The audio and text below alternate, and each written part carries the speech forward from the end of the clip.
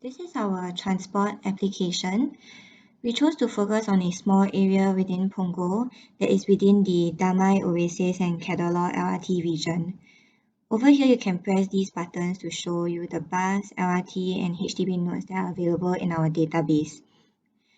We actually use the OpenStreetMap API called Overpass Turbo to extract out the data for the LRT and HDB nodes, while for buses, we actually use LTA's Data Malls API.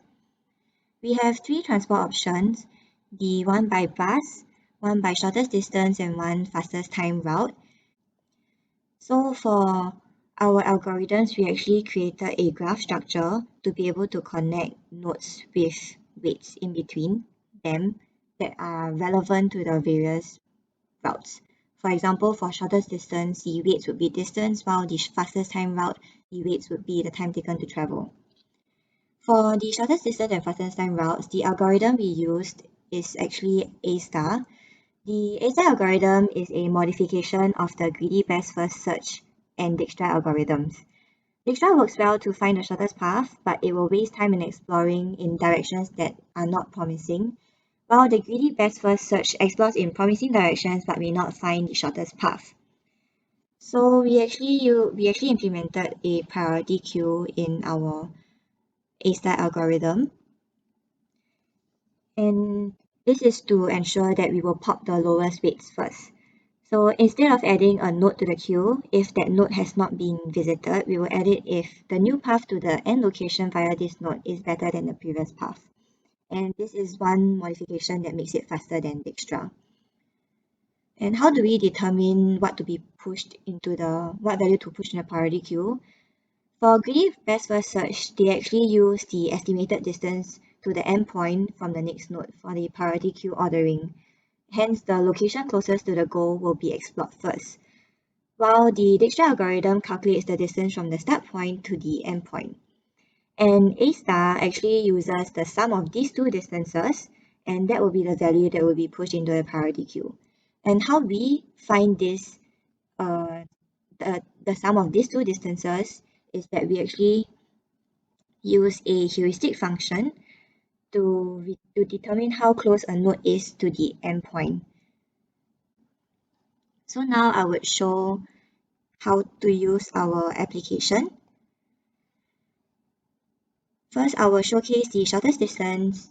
We can choose from the drop-down a list of all our nodes. For example, we want to travel from here to this endpoint. Then you just click the bring me there button and it would generate out the path for you with the nodes also. And we will also specify whether you're walking, you're taking the LRT or you're taking the bus. At the end here, we will also display the total distance that is traveled within this route.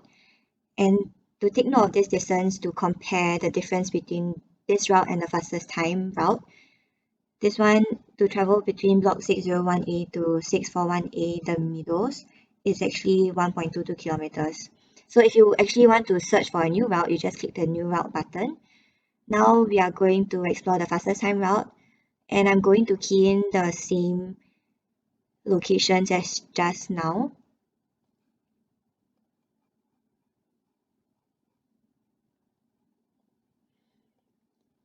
And you can see that the fastest time route actually computes a different route for you.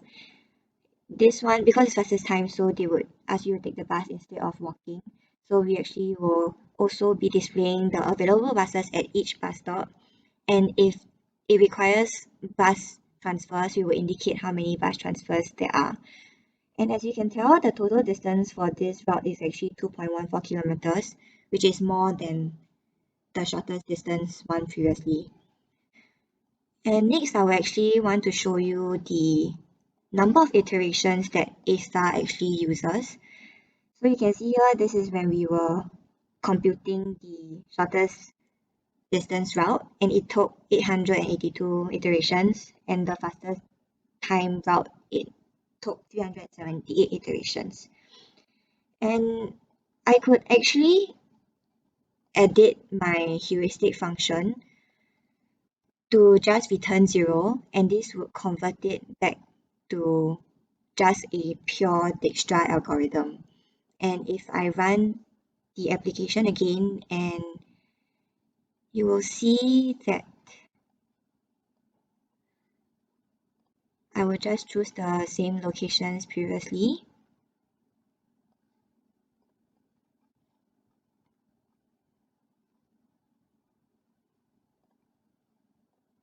Shortest distance, okay.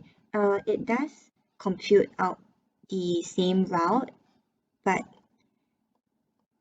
you can tell that the number of iterations have increased drastically for this is 200 more iterations. And next we would be showcasing the bus route.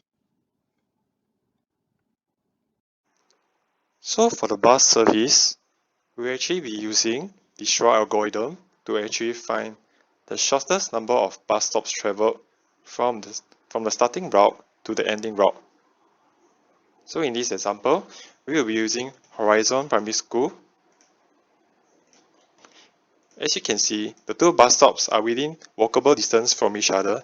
Therefore, the number of bus stops traveled will actually be a small amount. In the next example, I'll be using Damai and opposite Waterway Primary School, where they will be significantly further distance away from each other.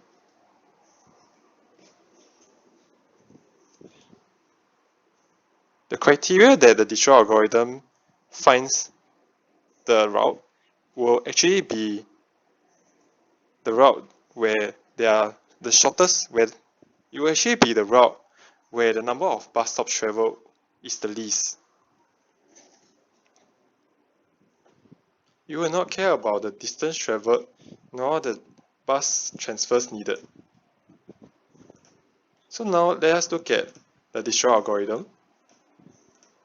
In the Dijkstra algorithm, we will be using a heap queue where we will append all the distances in between each adjacent bus stop. The bus stops that are appended into the heap queue are from the bus routes that passes through the first bus stop. The Dijkstra algorithm will finish computing once it finds a route that has the shortest number of bus stops traveled, and it will return these four variables to the GUI for printing purposes. So now we will look at an example where you travel from one LRT station to the next LRT station. Because the Dijkstra algorithm only calculates the route between one bus stop and to another bus stop, we will actually use Google API to find the nearest bus stop from Damai LRT station and use that first bus stop to plot the route to the last bus stop, which is nearest to the Oasis LRT station. I will be using 4 Google APIs, mainly the Directions API, which plots the route onto the map GUI, the Nearby Search, which finds the nearest bus stops from the starting LRT station, and the nearest bus stop from the ending location. As for the geocode and the distance matrix API, they will be used to find the coordinates and the distances traveled in between the LRT station and the bus stop respectively.